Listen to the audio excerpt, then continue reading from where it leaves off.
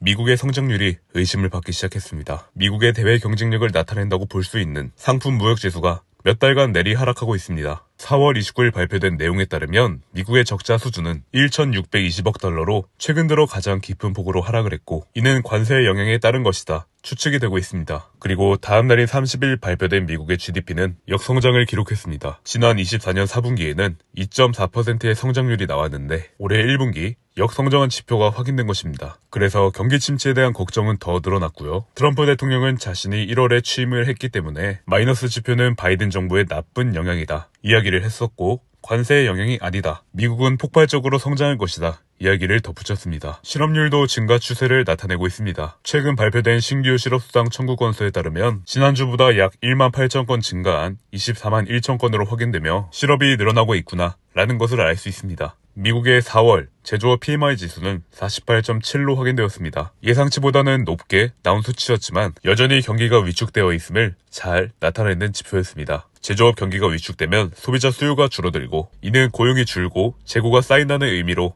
해석될 수 있습니다. 그리고 한국 시간으로 5월 8일 FOMC를 앞두고 금리 인하 압박이 이어지고 있습니다. 베센트 미국 재무부 장관은 연물 국채금리가 연준의 기준금리보다 낮기 때문에 연준은 금리를 인하해야 한다 이야기를 했었고요. 트럼프도 휘발유, 식료품, 모기지 금리가 모두 하락했고 달러도 관세로 인해 유입되고 있으니 이제 금리 인하를 하라고 압박을 하였습니다. 패드워치에 공개된 금리 동결 확률은 97.3%로 압도적으로 동결이 우세한 상태이고요. 트럼프와 베센트의 압박이 통했을지는 5월 8일을 주목해보시면 되겠습니다. 소비가 줄어들고 고용은 침체되고 실업이 증가하면 연준은 금리 인하를 해야 할 시기가 분명히 오긴 할 텐데요. 채권의 흐름도 한번 살펴보시면 도움이 되겠습니다. 한 주간 경제 소식 살펴보겠습니다. 한국 시간으로 5월 8일 미국의 FOMC가 있었습니다. 트럼프의 금리 인하 압박 속에서도 금리는 4.50bp로 3회 연속 동결되었습니다. 파월 의장은 관세 인상이 인플레이션에 주는 영향이 여전히 불확실하며 서두를 필요가 없고 경제 상황에 대해 지켜보고 있다는 이야기를 하였습니다. 그렇다면 금리 인하 시기에 대해서는 대체 언제냐? 라는 물음에는 즉답을 피하며 연준의 이중 목표에 대해 어려움이 발생될 수 있다고 하였습니다. 그리고 최근 트럼프는 중국 관세에 대해 80% 인하를 시사하며 협상을 앞두고 기대감을 높여주고 있습니다. 일각에서는 트럼프의 이러한 유화적 발언은 관세 협상 전에 유화적인 발언일 뿐이라는 시각도 있습니다. 관세 인하에 대해서는 선제적으로 하지 않겠다 이야기를 했었기 때문에 이 점도 참고해서 봐주시면 되겠고요. 실제로 추후에 관세 협상이 완만하게 이루어진다면 증시의 상승 추진도 기대해 볼 수 있겠습니다. 지난 8일 오전 미국과 영국의 무역 합의가 이루어지며 트럼프는 그 자리에서 지금 당장 주식을 사라 언급하며 주요 지수와 코인들이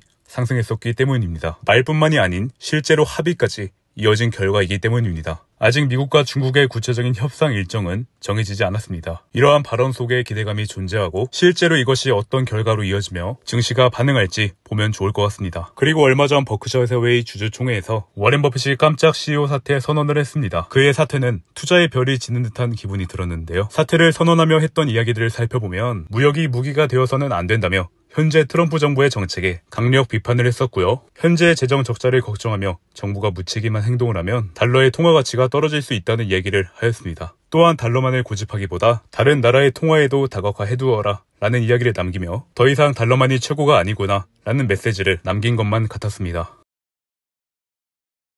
최근까지 주요 이슈 몇 가지 살펴보겠습니다. 지난 12일은 미국과 중국의 관세 합의가 있었습니다. 중국의 관세는 50% 이상으로 합의가 되었으면 좋지 않은 성과가 되었을 텐데요. 50% 이하인 30%로 합의가 되었습니다. 이 소식으로 인해 주식시장은 안도감을 되찾았습니다. 하지만 이러한 합의는 영구적인 합의는 아니었고 5월 14일부터 90일간, 즉 8월 12일까지만 적용되는 한시적인 수준이었습니다. 이후에 관세율이 어떻게 조정될지 모르겠으나 블룸버그에서 조사한 금융 전문가들의 의견에 따르면 1개월, 3개월, 6개월 뒤에 대중국 관세율은 지금과 같은 30%일 것이다 전망하고 있습니다. 그리고 5월 16일 글로벌 신용평가사 무디스에서 미국의 신용등급을 하향했습니다. 외신에 따르면 트럼프가 주장하고 있는 미국을 위대하게 강력하게 만들겠다는 발언과 다르게 오히려 실행되고 있는 정책들은 미국을 망치고 있다는 반증이 되고 있기 때문입니다. 무디스의 미국 신용등급 하향에는 주된 몇 가지 이유가 있었습니다. 미국의 재정 적자는 지속적으로 늘어나는데 현재까지 이러한 재정 지출을 줄이려는 노력이 부족하고 미국 부채에 대한 이자 비용이 국방비를 넘어섰다는 의미를 두고 있는 퍼거슨 한계에 도달했다는 것입니다. 그리고 해결되지 않는 미국 국가부채 급증은 이대로 간다면 10년 뒤에는 GDP의 135%가 증가될 수 있다. 전문가들은 전망하고 있습니다. 백악관에서는 바이든 전 정부의 영향권이다 설명을 하고 있고 구체적으로 어떻게 풀어나가게 될지는 아직 확인된 바가 없습니다. 하지만 부정적인 부분만 있는 것은 아닙니다. 미국의 높은 금리, 높은 관세로 인한 위험은 미국의 금리 인하를 불러올 수 있고 이는 이자 비용 감소, 부채 감소로 연결되기 때문에 시장에서는 긍정적으로 평가하고 있는 모양새입니다.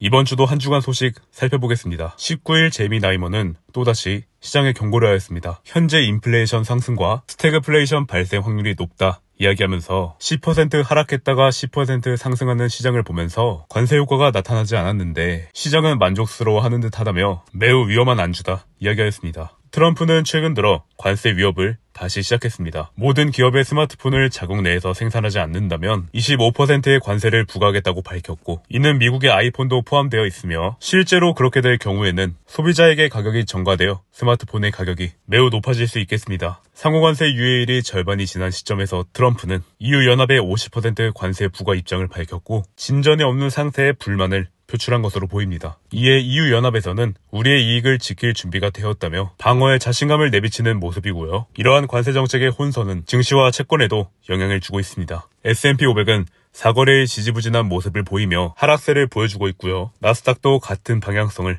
나타내고 있습니다. 그리고 지난 22일 주한미군 감축설이 돌았습니다. 우리나라에 주둔하고 있는 28,500명 중 4,500명을 괌 또는 인도태평양의 다른 지역으로 이전 검토한다 이야기가 돌았던 건데요. 미 국방부에서는 현재까지 계획된 바 없으나 방위비 분담금에 관련된 협상 카드가 아닐까 생각됩니다. 지난달 주한미군 사령관은 미군 감축 시 대북 억제력 감소, 인도 태평양에서 중국과 러시아를 견제할 영향력이 약화된다 얘기한 바 있습니다.